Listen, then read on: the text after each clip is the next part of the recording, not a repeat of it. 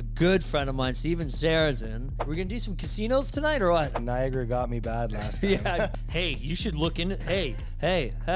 Did you know? You know, I don't like talking about money in that sense. And like for our business, because here's the thing, is like a lot of people started teams, I remember when you first started. blew up. But now they're starting to get a little overwhelmed because it's so busy. What a problem. I got to stop you. You said one really, really good point.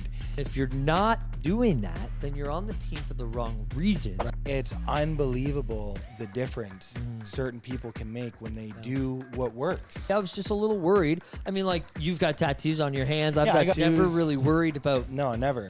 We invest in the agents and teach, like, there's not a single thing they could want. So I think just being upfront from the very beginning of the process is super, super key. Where we're just like, don't worry, just trust me, we got this. You want me to negotiate for you? She's like, absolutely, you're the man. From wine country to cottage country, real estate is all about lifestyle. I'm Andrew Perry, and welcome to that. Welcome back to another episode of That Fine Life podcast. I'm your host, Andrew Perry. This is the podcast where we interview sales agents, brokers, entrepreneurs, and we figure out what it takes to live that fine life. We have a very special guest today, a good friend of mine, Steven Sarasin. From were you a Keswick guy? Is that like? Yeah, Keswick, Sutton, Pefferlaw guy. Yeah, because I remember you telling me a couple stories. I'm like, that sounds like he's from Keswick.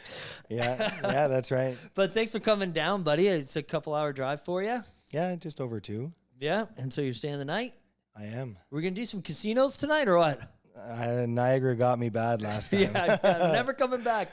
I know. Every time I bring people, from the GTA that want to stay, there's like, let's go to the casino. I'm like, no. Last time I was there, I knocked over a full beer on the blackjack table, and they were very okay, but I felt bad. No, I'm a casino guy, but it got me for 10 or 11K last time, so never good in Niagara for me. No, they've got good controls on it. So realtor, team leader, you're with Remax now. You got a location now, I think I've seen 2, right? Yeah, I got one location in Sutton, and we're eyeing up another one in Ajax, Pickering. Really? Yeah. Wow. Ajax, Pickering. I remember when it was like nothing there. Yeah. They have like, where is that? They have like a beach kind of area. Where is that? Yeah, that's like Ajax. Yeah, that's Ajax. Yeah. Yeah, right down at the waterfront. Yeah. Actually, because I got Beautiful. 5 team members there, so I don't trade in that area personally. Okay. Yeah, you can you don't have to lean into it. You can just relax and Just chill back. Yeah, just talk. It will pick you up. So Steve's second podcast, by the way. So we're just giving him some hard time. Yeah. So, buddy, you and I have known each other for a while. Since the beginning. Yeah. Oh, and now we share the moderator duties on Real Estate Hacks. Yeah. Really trying to turn the group around and provide some more value on a day-to-day basis. And how long you been doing that now? Just a year or so? Maybe a year, yeah. Yeah. Isn't it so funny that everybody is like, now that you're a mod, like how many DMs do you get from people saying, hey, you should look into, hey, did you know? A lot, yeah, a lot. It's just wild, man. So you've been in the business same time as me too, right? I think 8 years, I got 7, in, 8 years? January 2016. Yeah, okay. So I was December 2016, so January 2017. Gotcha, yeah. Exactly. So around the same time. That's right. And then because I remember I did I've talked about this on the podcast, your little headshot thing. That's right. Remember? That's right. Yeah, background? you did my first banner. Yeah. Yeah, that's crazy. I know actually, one to think person about that it. still has it as their Facebook cover. No, photo. I was still using it until I got into the listing labs. Literally. Funny. Excuse me. So when did you start noticing that you wanted to, start your own team? Is that kind of recently, or? Because I know you've been a busy realtor right from the start, basically. Yeah, it's always incredibly busy, but I wanted to do it for a while, but didn't know how. Like, I'm the type, there wouldn't have been a contract or anything, so it wasn't until I got coached up with Marianne Gillespie that she gave me all the tools that I needed to actually start a team. Yeah. And now we just brought on a VP of sales. So Nice. it's so I guess I should have done it a while ago, but was just too busy, just go. Now that I've got more systems, processes, Yeah. it was easier to take the time to start the team. That's right. And so where were you from like a GCI or like a deal standpoint, just like for the people listening, you know, when would be the ideal time, you know, for them? Like what worked for you? I would say the last 3 years, so I guess 2021, 2 and 3, I was around the 750 range, but this is no prospecting, no open houses, no cold calls, no door knocking. So I could have been doing a lot more all those years, and I didn't have any admin until maybe a year and a half, 2 years ago. So I could have done a lot more had I have started to branch off earlier. That's right. See, I remember, honestly, I forget who said, I think it was Kathleen Black. And this is like, you know, when teams were kind of starting, she's like, yeah, you should be doing about like 30 deals. Yeah. And I got in really early because I realized once I was at like even the 150,000 in GCI, that to me was like, okay, like I need to get an admin right away. Yeah. So it's just different for everybody, right? It's like, it is. What can you handle? What type of lifestyle you want? And, you know, like, because I my first 1 to 3 years, I was probably working 6 days a week, if not 7, and like 12 to 14-hour days, if not 18 some days, right?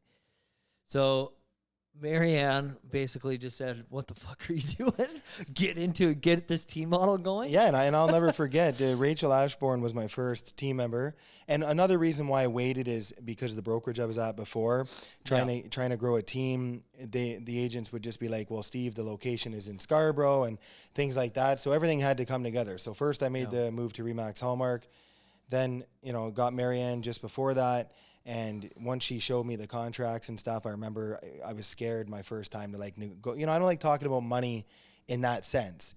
So went to the Hallmark office, Barbara Brindle. I made her go over the contract with my team member and get it all signed up. And then I built up the confidence from there. And I thought it would be impossible to recruit agents. I just didn't think I could do it. And now I realize it's all about attraction. I've got agents reaching out every day that want to join, and now it's about picking the right fit for the culture and everything else. Yeah, I love that. I love that you said that because you learned a lot faster than I did, because when I was in that position, I had no problem presenting the contracts, but you know, it was the splits that we went with that just didn't work. Like we were doing 50-50 for sellers, we were doing 75-25 for buyers, and like for our business, because here's the thing, is like a lot of people started teams during COVID. I actually randomly started mine. Well, I started 2018 and it just fucking... Yeah, I remember when you first started. Blew up. But then from there, I took pieces and I kept my admin. And, but I had randomly just started up again. It was like, I think we were taking interviews February 2020. Yeah. And then like I just bring on 2 people and I was like, oh my God, I've got to fire my admin. She's having a baby. I don't even know what the hell's going on. But anyways, but a lot of people kind of like you started during that, like just after that busy period or during the busy period. And now we need to know how to present our value prop effectively. Right.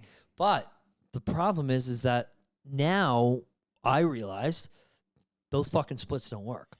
No, I made the same mistake. The split that I started with was, you know, it was a good split, but when it came to like the database and the sphere of those agents, I lose money. So what I learned was in the beginning, I brought on a couple of agents. Rachel was first, and I said, look, I'm new to this team thing. It's going to be a bumpy road, but one thing I can give you right away is deals. Because I have too many deals. So although everything's not going to be organized the way it could be, you're going to start off making money right away. And that now I think there's 6 of us right now, and we're bringing on another 4 more in the next week. They're all just making money. Like I'm giving them deals. They're doing really well, but now they're starting to get a little overwhelmed because it's so busy, right? What a problem.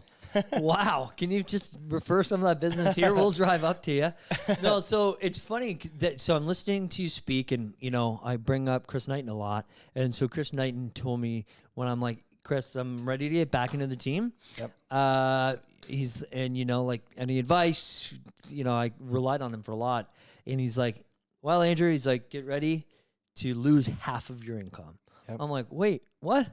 Like, Well, that does not make sense at all, Chris. Like, I'm starting the team to grow my income. Yeah. And then it's not until, because even at the beginning, you think it's fair, right? It's fair. I'm giving you my business. Let's split it. That's fair. Yeah. And then what you realize is that you're giving them your business, but they're not necessarily bringing in their business, which means there's no partnership anymore, which means, and again, I love my team. If they're listening to this, is nothing against you or your personalities or your education or however your business plan was. But at that point, I don't need you anymore because I could legitimately, I love you, but I could hire anybody else, or I could even hire a salaried realtor who, because like you said, not everybody starts making money in their first 6 months, right? No. So unless you join the Steven Sarasin team, but how? Think of that pitch is like, hey, no, not a lot of realtors make money in the first 6 months. Come on to my team. I pay you a salary, so you get paid every Friday, and then that's it. Yeah. A lot of people would do that. No, I like how you brought that up, because my thing in the beginning was I thought that when I start a team, it's me. If they're not making money, it's my fault. I got to give them the business. And then I realized that's not how it is. You get on a good team, you have to make the team money, and then the team will invest in you. So I noticed the same thing, and I started looking at P&L going, I'm not making any money, because now I'm thinking that I can go out and pursue other opportunities and just hand the business off. And then when you do the math, it just wasn't making money. I got to be the rainmaker. I got to be taking the majority of the listings, or, figure out a different split when you're sharing your listings with the team. And then the team members, like you said, no offense, but they start to slack a little bit and wait to be fed when they should be out working. Because if business does slow down like it has, I noticed a lot of, when I was starting my team, and I called you before I started my team to get your advice on a few things. And I know, and I called Jay McNabb as well. And when I was starting my team, I realized exactly that. When things are busy, it's good. But when things slow down, if the team can't bring in the business, then we all fall. That's right.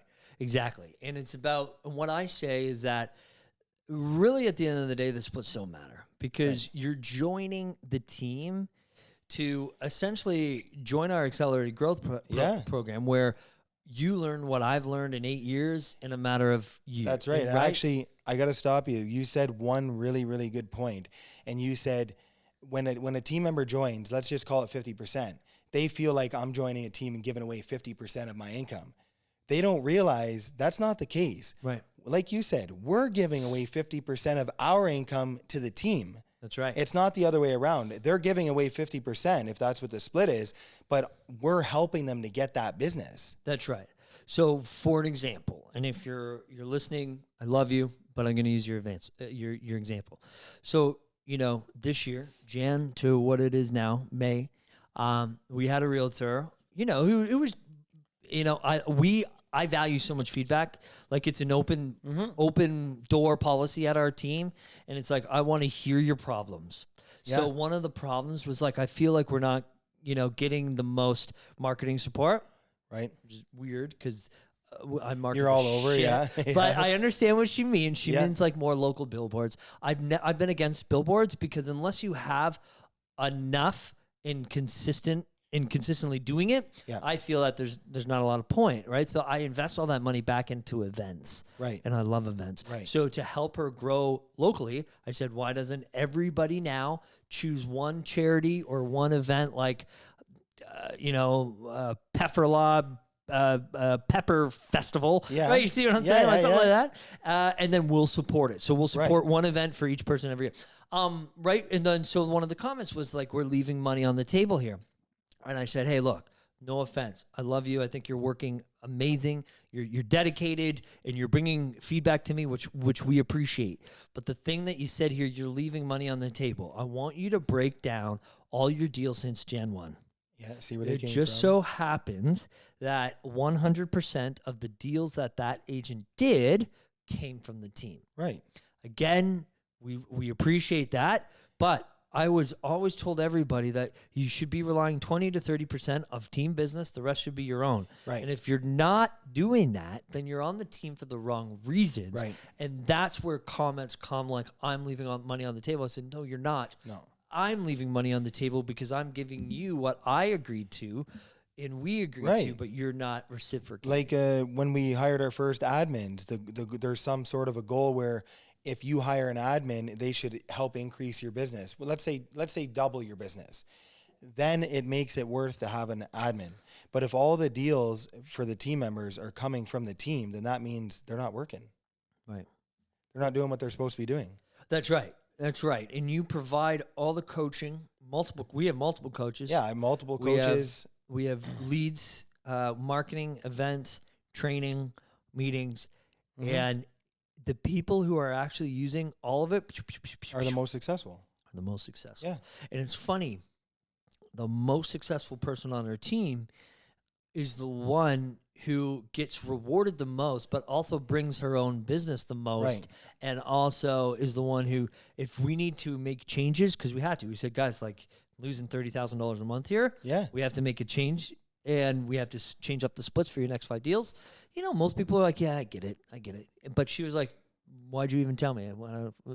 Whatever you need to do. Yeah. Right? It's that type of person that just in the gap between her and the second runner-up is very big, but it's because she's literally taking everything I'm telling her to do and doing it. I have an agent that joined my team that spent 4 years on the Ferris team and then went off on her own, and then she joined, and she still had everything in her mind. Follow up within a minute or two, this or that. And she's unbelievable. I don't know if the team would still be alive if she didn't come at the time she did, because it would have just been too busy for me. I would have started dropping the ball. Yep. But anything I tell her or ask of her, it's done. Yep. It helps. She's a mom. She has kids, right? So when she's working, she's working. She's not messing around. She's got to put food on the table. But it's unbelievable the difference certain people can make when they do what works. That's right. It's not hard. And that's not to say that, like, honestly, every single member on my team has their strengths. Is amazing, but that's right. That's what it's going to say. Has their certain strengths, like Max. So Max is, at first we were putting him with like first-time buyers and investors, because he purchases like investment properties for himself, Right.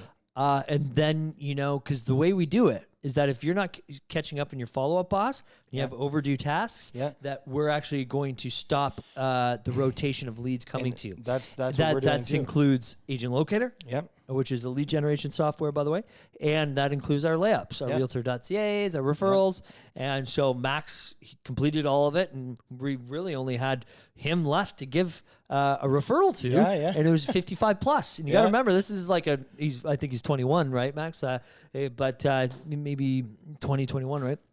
But he looks like younger, right? So and don't worry, this business ages you. He's gonna be looking like us soon. He's gonna have gray hair, in no time. But he just did a very great job. Yeah, good job. And see, I was just a little worried. I mean, like, you've got tattoos on your hands. I've got tattoos. I got hand tattoos. I was never really worried about. No, never.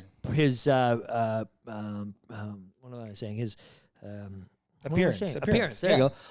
But just because he was still new to the business, a little timid, he's hungry. He's got tons of confidence now, and then that just really impressed me. What this brings a question. I avoid conflict. I don't like confrontation, right? Yeah, me too. So let's say you have a situation because you've got the team. You send off a set of clients to a member of your team, and they go out with the clients, and the clients call and say, Andrew, like, thanks for setting me up with your team member, but I just want to work with you.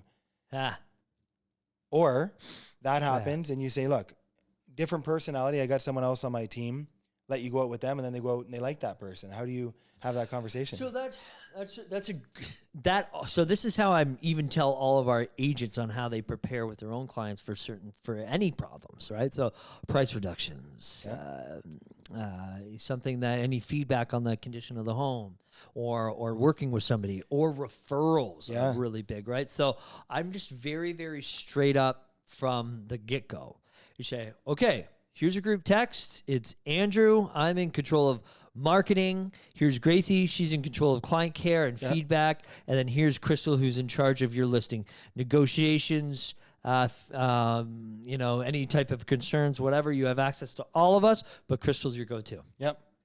So usually when somebody says, "Hey, you know what? I just kind of work with you," it's usually something because like there's a communication breakdown, right?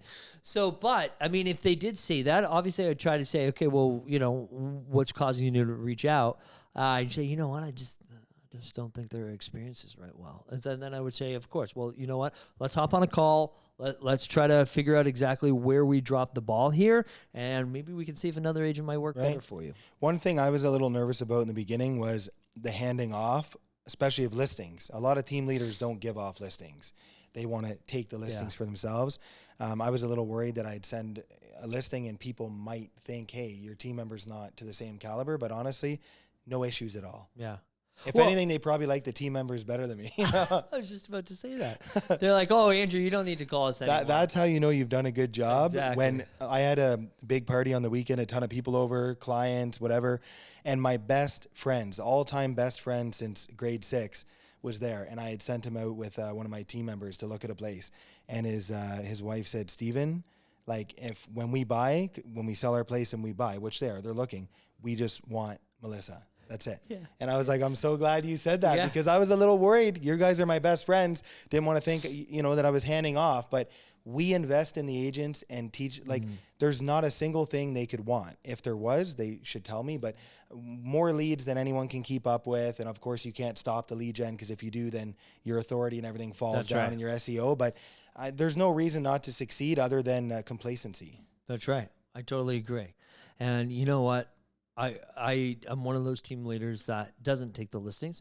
Mm-hmm. I'll take the odd one that is like a really close friend or a close client or things have been tricky, you know, and I got to step in. But for the majority, Crystal co-lists every single property with me. Yeah.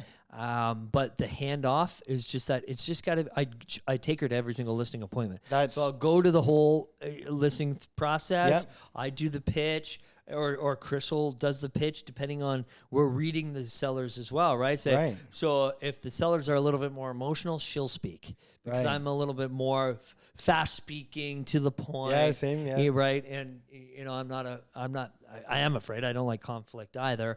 But, if I say, hey, look, this is how we need to market the property, then that's it. But Crystal will kick me under the table and be like, yes, I know, but maybe, said, oh, okay. But yeah, so I think just being upfront from the very beginning of the process is super, super key. I think, I always did good on listing appointments. It wasn't until about a year and a half that I even would go on many. It was usually come list me calls or they already made their decision up. But I find bringing a team member on a listing appointment is probably the best because there's usually two people, right, that are decision makers oftentimes. And while I'm talking to them or one of them, the team member, maybe Rachel start talking to the wife or something like that and build some rapport there, ask some questions. But it also gives me a little bit of a chance to think and listen to everything that the seller is saying. Before, I would rush. I'd get in there and I just start talk, go. And then I wouldn't listen to anything the seller said. I wouldn't remember anything. So I find it just works a lot better that way. Like you, I take usually one of my agents on a listing appointment. And then after that, I'm still working on the listing in the back end. But the communication between the client is with my team member and they handle everything. I do a lot of the negotiation or I just hand off the listing completely. Yeah. Whatever's I think is in the best interest for the seller for that property. That's right. Yeah. Because like, for example, we had one of our clients call me just a couple of weeks ago and say, Andrew, I just want to make sure that you're still involved in this. Hey, of course. Yeah. Of course. Gwen, I've got your back. Of course. We literally, because Crystal and I literally talk about every listing almost every single day, multiple times. But she's like, yeah, but when we get an offer, you're going to negotiate for us. I'm like, me? I'm like, you want me to negotiate for you? She's sure? Like, absolutely. You're the man. Men have a different feeling at the table. I'm like, you might be right. But let me tell you this. Crystal will probably kick their ass many times over than I would. Where I'm a little bit like, okay, maybe there's a way we could get this done. Try to get creative. Where Crystal's like, if you're not doing this, then don't even bother. Yeah. And so I'm like, you want somebody like her? Trust me, she's not as big as of a pushover. Yeah, no, so, I agree. Right, that's right. And it's like, because at the end of the day, I get emotional too. where Crystal is although she's the more emotional one in the relationship, when it comes to getting a deal done, she can remove that emotion. I'm like, yeah, I understand. This is your family home, I know. But I've been way better, obviously, in the last few years with that. But no, I'm the same like that. And it's, you know, we also need to realize, me and you've been in the business a while now, but not just, you know, a lot of people online, or you'll be negotiating with an agent. They'll be like, I've been in the business 40 years. And it's like, you were in the business 40 years. You sold 5 houses a year. Okay, come on, we do that in a year. But basically what I've learned is it's easy for us when we're negotiating a deal or something. The clients are like, I've got about 9 deals in a chain right now where every seller and every buyer is kind of attached to us in a sense, and they all have to work out, and the clients call and they're nervous and they can't sleep and whatever. And I'm just tell them, I got it. Like, we've done this before. I will do whatever it takes. If I have to buy your house, whatever I have to do, I made you a promise, we'll get it done. But it's sometimes hard nowadays for us to put ourselves in their shoes, because we've handled some of the craziest deals. A lot of deaths, a lot of divorce, a lot of power of sales. So we can keep calm, but but some of the team members, especially the women, are really good at comforting the clients and explaining it, where we're just like, don't worry, just trust me, we got this. But in the reality, we do got it. But it's hard for people that are actually going through those emotions to. That's right. And that's right. And you know where I am, I've built my entire business with my communication, but I've been able to do that. And obviously you can't grow this way. I'm just speaking. That's why I've hired Crystal. But like, I would be so good at being able to follow up with basically like you just got a CRM. I think I heard you say, right? Yeah. I only started like a year and a half ago. And I can't believe that I used to be known as the guy that answered every phone call.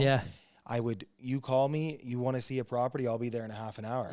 And then you don't realize that when you build a bigger business, that does become a lot harder. Because you're always on the phone and people are always calling while you're on the phone. It's not that you're not answering the call or ignoring, it's you're working. That's right. That's right. But that's where Crystal comes in with her organizational skills and her FUB, whereas I'm more of a focus on the issues that are in here. The immediate issues where she can focus on the follow-ups and everything like that. That's right. Yeah. So what do you think is probably, now that you're in it, you've seen it from both sides, what do you think is like a big reason why teams fail? Well, I mentioned, as I was starting my team, a lot of the teams that I looked up to seemed to be breaking and going back to solo agents. And, that stressed me out a little bit, but at the end of the day, I thought, trust my gut. My gut's never failed me, okay? So what I think, I think they're failing because maybe they're closed-minded. Maybe they don't want to take the risks. Maybe they don't want to make the investments that it actually takes. Like maybe some of them are just not putting enough skin in the game. And I think that's what it is. It doesn't matter what it is. If an agent on my team calls me and says, I think we should implement this, if it's a good idea, I'll just pay for it. We'll implement it right away. Whether I have to not take a salary for a month or not, like since I started my team, I haven't paid myself a dime. Just been using credit cards, line of credits, leaving all the money in the business and feeding it all back into the business to take as much market share as possible. Because during COVID, when things were busy, a lot of people dumped more money into marketing because it was easy. But so was every other agent and team member and team leader. Now everyone's pulling back because the market was slower, and that's when I'm tripling and quadrupling down. And it's paying off. So I think the skin in the game is big, but I think it's also like those types of realtors, team leaders aren't really open to the ideas that we've implemented. Like they're not necessarily open to give their business away in order to grow. Well, you can tell by some of the groups that we're in, you can just see when some of the agents talk. First of all, they're cheap, like even something over a DocuSign membership, but they want full commission at the table. They like nickel and dime everything. You just have to be sales. You just have to be willing to see the big picture. And putting skin in the game is one, but also, and I know you'll agree with this, you have to give before you get. if you're just a very generous person who truly would rather see other people succeed and other people be successful, That's right. it pays off. And that's me. Right. There's been times where I've needed a deal bad, could still give it to the team member. Right. Watch them take it away, and then it karma. It'll just That's right. building up, the karmic debt. Yeah. Yeah. And I agree with that. But I think like when the feeling that you have when one of your agents does better, that's incredible. It's But better for me, yeah. the feeling that agent gets when they've helped another agent, Yes. it's like quadruple. And you're like, holy smokes, now this is what it's all about. That's right. But you're right. We invest a lot. Like I love my clients, even though that we get busy and sometimes another agent has to step in. But Yeah. our clients mean the world to me, and we don't really spend that much money. Obviously, we spend a lot on advertising and marketing, but it's mainly like client focused, Yeah. right? And so we spend a lot of time, money, and energy on our clients to foster that kind of growth, and that's how we train our agents. Yeah. So we do get an agent, coming in and say, "Hey, we should be putting more money here," and I'm open to it. Right. The problem is that I know you, and you have 300 overdue tasks. So we're not spending that money on leads that you can't even handle the leads that you have now. Right. And then right? that's a very good point, because now that I'm bringing on a VP of sales, I'm giving up a lot more of my income. I'm giving up teammate income. I'm giving up way more. So now I have to really be focused on making sure the agents are not taking advantage, because they've all got tons of overdue tasks. Yeah. And you look at the calls sometimes in a week and there's like 15 calls an agent, when at minimum you should be 20, 30 calls a day. That's nothing. That's right. And that's if you're busy all day. So me implementing the VP of sales, me and him started our first team I lied. Me and him started a team in 2016. The two of us. It was a partnership team, and then we ended up going our separate ways. And now he's back on first as a team member, and now as a VP of sales. Cool, good. And he is the one that will be able to sit with the agents and work them to their goals and push them while I'm still out there doing deals. Yeah. But I totally agree. A lot of agents will complain that they're leaving a team because the splits or because they're not doing any business. But you look at their follow-up and you see that they're doing the beyond the bare minimum. And so, and just to sorry to cut you off, and just so the people that are listening, I'm not rejecting it because of their overdue tasks, right? I'm trying to get them to really understand, because I did it. Yeah. Like in my first, and I know you did too, because you've told me how much money you spent on lead generation on different coaches and right. So I know you, but I did the same, and it's like, I was chasing the instant gratification. Okay, well, if I put more money over here, but this lead gen company says they provide more quality leads. Yes. This one provides an ISA. It doesn't matter if the ISA qualifies the appointment for you. No. That gets you a little bit further down the path. But if you're constantly searching for those methods, okay, granted, there might be one out of every 200 agents that's their only method of business. But I'm trying to help the agents look at the business differently. Yeah. Say, look, if you were to back out of whatever you're doing now and focus on this new program, how fast do you think you can actually get a sale? Yes. Well, if, I'm like, well, look, these ratios say that for every 500, 1,000, you're going to sell maybe 1 to 10. Yeah. Is that worth it for you? Because To that's start most over, likely basically. going to be 90 days. Yep. Yeah. So you have a bucket of qualified or cold or warm leads right here. Don't you think if you just put that amount of time back into this, you could pull some deals instantly? Pull some deals. Because I've got 5,000-6,000 leads that were from the last year and a half before I started a team that I wasn't following up with.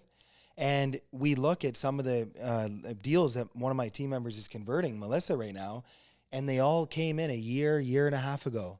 And they're at the stage now where they're ready to just move. That's right. And I never had really converted many online deals, but I've had the ISAs. I've had full-time 40-hour a week ISAs, $20-25 an hour.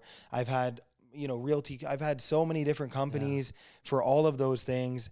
But if the agent on the team doesn't have the skills to set an appointment, how are they going to close a deal when that appointment's set and they're at the table? That's right. You know? Exactly. Yeah, like I just was thinking yesterday how crazy it is that somebody made a post in a group about scripting group, and Brian Madigan popped on and said, don't use scripts. Yeah. Scripts are good and bad, but if you know your stuff, if you've been there, done that, and you know your stuff, you don't need a script. That's right. And that's what we always say. We say we're not a big script team, but here's the script so you can understand the foundation as to why. Yeah, use it to, like, you look at the drawings to build the foundation of the house, but after you build enough houses, you don't necessarily have to look as much anymore. The basics, you don't even have to think about. When you jump in your car after this, I jump in my car, we don't have to think about how to drive. Yeah. We know it. Use the scripts until you know what you're talking about, and then tailor it to the personality type of that client. That's right. And we've been doing this a lot at our team, and everybody's like just really enjoying this type of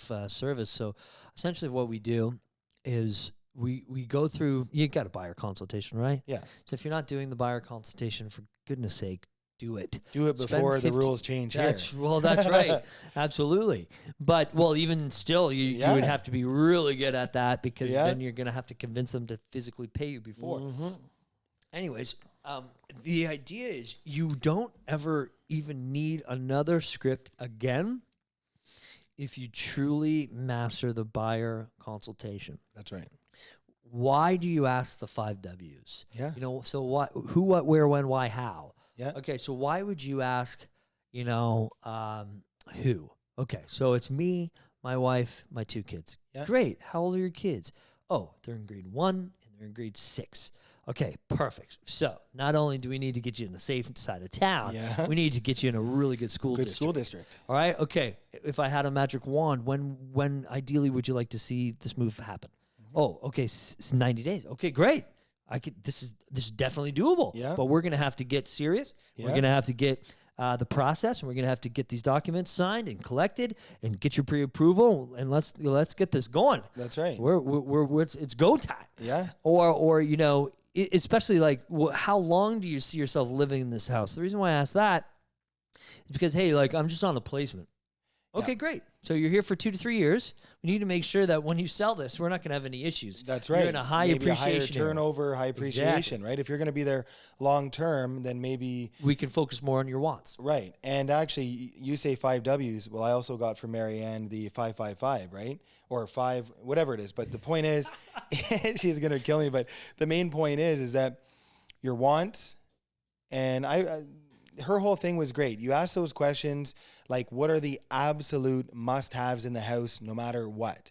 If you know those, it just makes things a lot easier to start. That's why the consultation's important. You're not showing 50 homes a year for 3 years, and every home the buyer goes into. I remember showing friends and clients' houses years ago when you could still pick up something nice for $300K. And they'd just be a couple, and it'd be a 3-bedroom house, but it wasn't big enough. And now those same houses are $750. And had you have just bought that back then, you would have, more than doubled your money. And now you could be in your perfect home after that. That's right. I'm a family of 5. Okay. My parents were both on disability, always have been, making like $25,000 a year.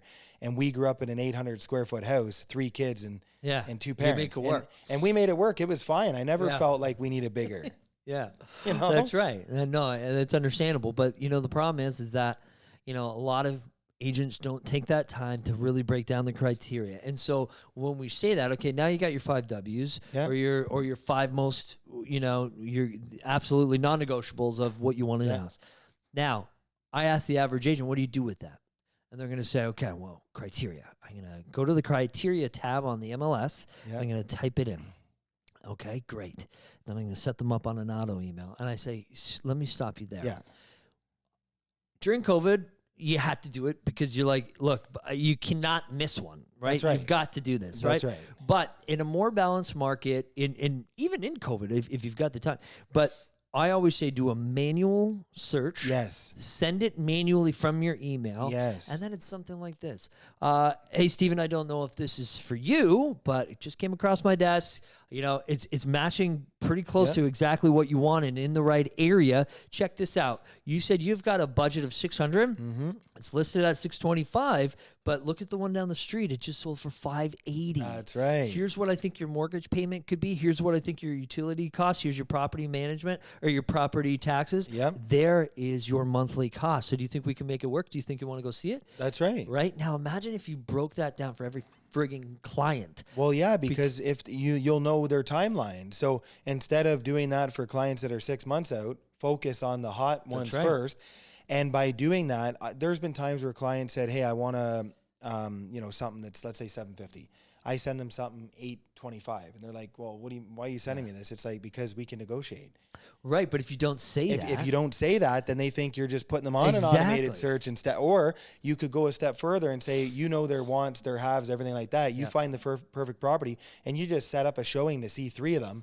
I know agents that do that. They choose the properties that they're showing the client, just like you see on TV. Well, right, but here's the problem is that because all these boards are interboarded now, right? So TREB, there's less criteria that an agent has to input than the Niagara board. That's right. And also, you could have a new agent, a green agent, just somebody who's not experienced, or maybe it's an admin screw up. Yeah. But I lost a deal, and my clients were pissed because the agent had registered the home as a 1.5 story, but it was actually a bungalow.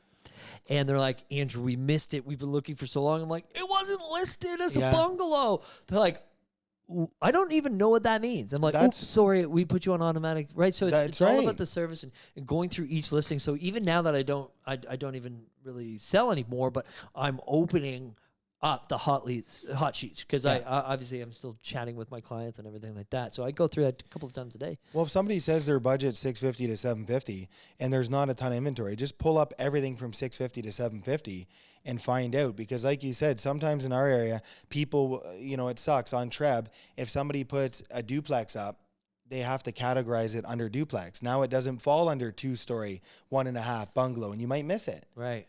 So you have to just be on top of things. And I've had clients, I have a special app that I use, and you give them access to that. They get updates as soon as it's sold, conditional, expired, sold, the price, everything. They can guess the price, whatever. The point is, sometimes clients will tell me what they want, and then what they send you is completely different. Yeah. Oh, yeah. You get that all the time. So you have to know your client, and you can't just set them up and forget. You have to be on top of it. Well, I think the biggest thing is that even when I remember, and you hear this from buyers when you're asking, "Hey, why aren't you working with your other agent?" But I remember when I was looking for my first house, and I just felt like even though he was sending them to me, like I felt like I was the one choosing. It wasn't personal. Right, exactly. So it's like, the main reason is because there's no follow-up. There's no after the sale. A lot of agents don't follow up. But a lot of it is like, I found my own house. Yeah. Oh, okay. Did you just buy your agent? Well, yeah, I did, but I don't know why I found my own house. And so I think it's just that level of perception and stigma that you got to break. Yeah. No, I agree. No. So what's next for you guys? So we're going to bring on another admin. We're probably going to bring on a full-time ISA again now that I have the agents.